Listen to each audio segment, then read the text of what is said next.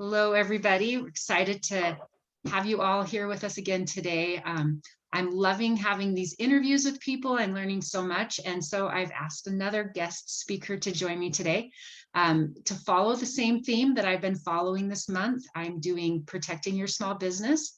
And I've asked Carmen John at Applied Integration to chat with us kind of as a precursor. Maybe I should have done you before last week, cybersecurity with insurance, but John works with IT, and I've asked him to just kind of share some more tips and tricks and how we can keep our businesses protected, on the front end before we get our insurance and stuff like that. And we have to go through the insurance company. So thank you for joining me, Carmen. It's so nice to have you. Thank you for Yes. having me. Yeah, of course. So what are some basic steps a small business could be doing to protect their business when it comes to IT? Well, there are several things, but the first couple things that you can do as a small business owner, or even let's take a step back and think about our own personal lives as our business and the Internet of Things that we're connected to is also a way to look at the business aspect, because if you look at the things from a high level, we run our lives just like a business. We have our accounting, it's our bank accounts, we have all the things that we do with technology on a day-to-day basis. So rather than thinking about it in just the business aspect, think about it in a personal way here. There's a couple things that you can do immediately today that will help bolster your effectiveness in the battle against the cyber attacks and scams that happen on a day-to-day basis. One is setting up your accounts, especially as many that you can, with a multi-factor or two-factor authentication tool. What that means is you can, instead of having just a password, let me rewind just a little bit.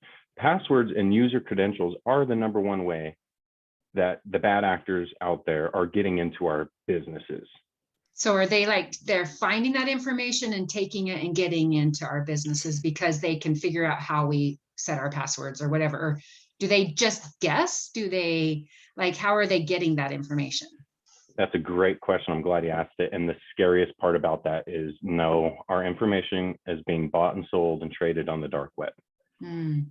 So anytime there's a breach, anytime there's a hack into a place where there's their data was breached, their usernames and passwords, credentials, in other words, is what is the commodity that is traded on the dark web. And so let's say you, Britta, were a part of a breach and you always use your password and username. It's almost they're similar or very close to the same thing at everything you do.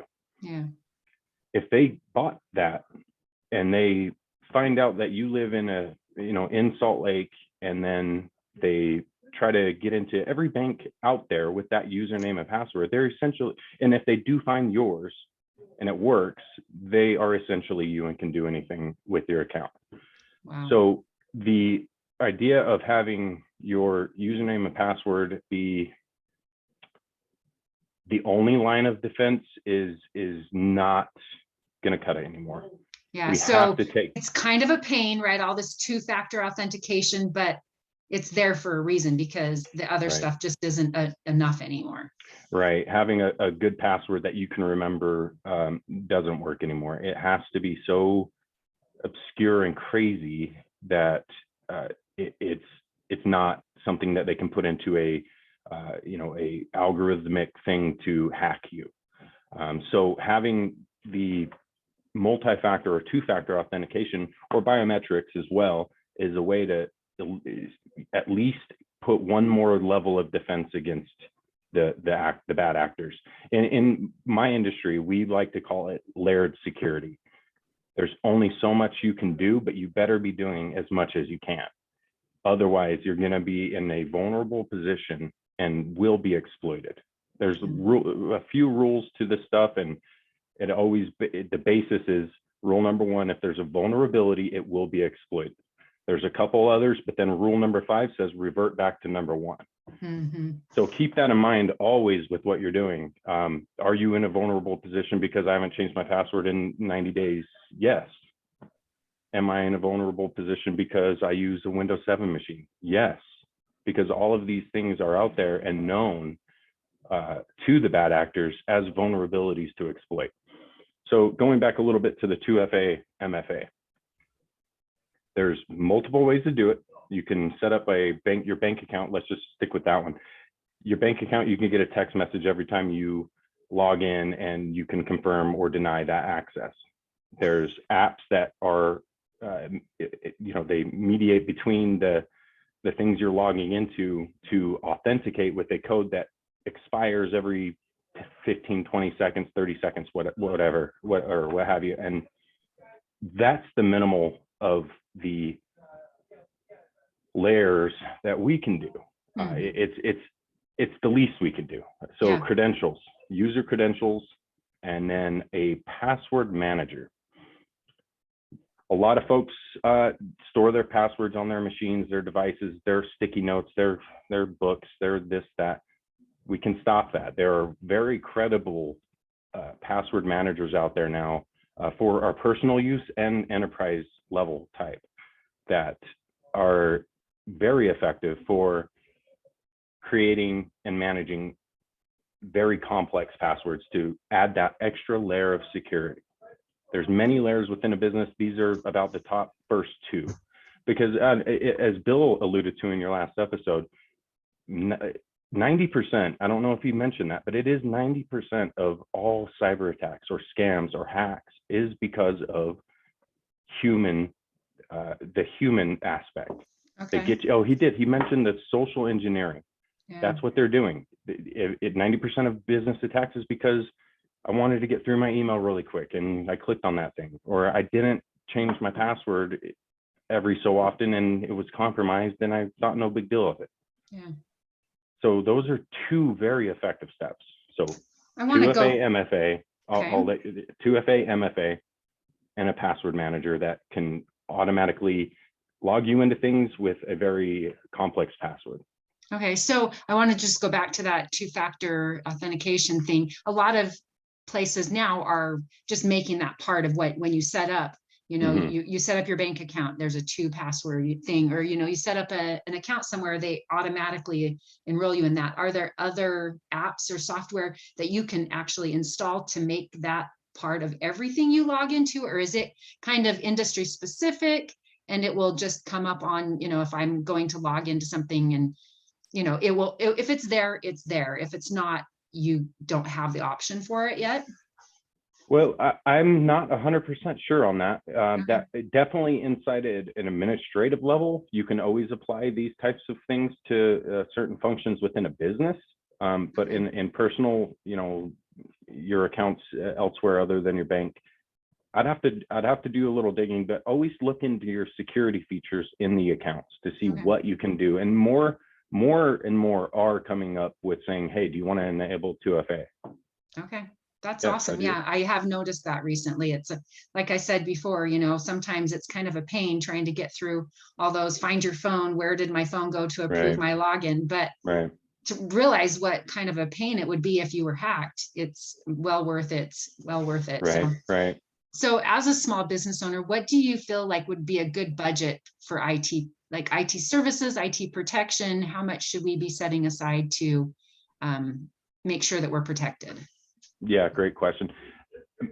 The industry average across a small to medium-sized business, and mind you, this is 50 million and below in revenue.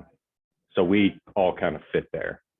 Should be at budgeting 7% of their revenue, not gross margin, but their revenue on IT, technical support, security, the whole spectrum of IT. That is for your business, of course. Like you don't need to be spending the money on things that aren't relative to what you're trying to accomplish. But there should be in a sound business, a mature business will be budgeting 7% of their revenue. Okay, that's good. I'm glad to have like a hard number on there. Yeah, it's grossly undermined in the world of small business. Yeah, you just think, oh, that's just something that I can take care of on the end, right? Like, a little bit of money. So kind of along those same lines, when does it make sense for a small business to hire someone third party to manage their IT versus just winging it and trying it themselves? When you are spending, let's say a small business of 5 to 10 people, when there's somebody inside the business that has another role other than IT that is taking away from their duties that can be producing revenue for the business, you need to outsource. Yeah. If Which you have, makes sense. if you have an internal person that is one person doing it for you, and you're a growing small business, you need to think about leveraging an outside third party. Yeah. Because in the world of IT, redundancy is key. And if one person is your IT department, that's not redundant whatsoever. And for you know, give some folks a break sometimes. IT guys that are running around in a small business are usually running around on fumes. Yeah, that makes perfect sense. I mean, it's the same way with bookkeeping. That's the same analogy I give to people, spend your time doing what you are best at. If you are focusing too much time on your books or on your IT, then it's time to hire someone to do that for you. So. Right. There's oftentimes I go into small businesses where it is the owner or somebody in the C-level of the organization taking care of the IT, and they're good at it or they're good enough, but there's always going to be blind spots. And it's been my experience that when we come into situations like that, we uncover very serious problems that nobody had any idea. And you can only go as far as your knowledge and your technical skills. Not only that, you're limited to what you have. And if you're operating on 3-year-old, 4-year-old equipment, you are behind the curve and very vulnerable. Yeah, I hadn't even thought about that with the Windows 7 thing that you mentioned. Like if your operating systems are older, stuff like that, you're more vulnerable. And I didn't even think there's no patches. There's no patches being produced for Windows 7. That's just an example of one of the vulnerabilities. But now that there's no patches, every vulnerability within Windows 7 is now totally out there. And everybody that is, or not anybody that is a good bad actor, it knows this and is getting after it. They're going door to door, hitting everything they can with all the known vulnerabilities and exposing them. So Windows 7 machine on your network right now is a very dangerous thing to have. Wow. So glad to have you guys out there that know what you're talking about and know what you're doing. I mentioned this with Bill before when he gave his presentation. I was terrified, like listening to all the statistics and stuff like that. But he's like he said, as long as you're prepared, then you really don't need to worry because you've got your systems in place to protect you. Then you're good to go. So thank you. Is there anything else that you'd like to share before we close up today? Oh, so much, but I know, right? You probably have stories like you could share all day long. So much. Just be safe. Think ahead of. You got to think.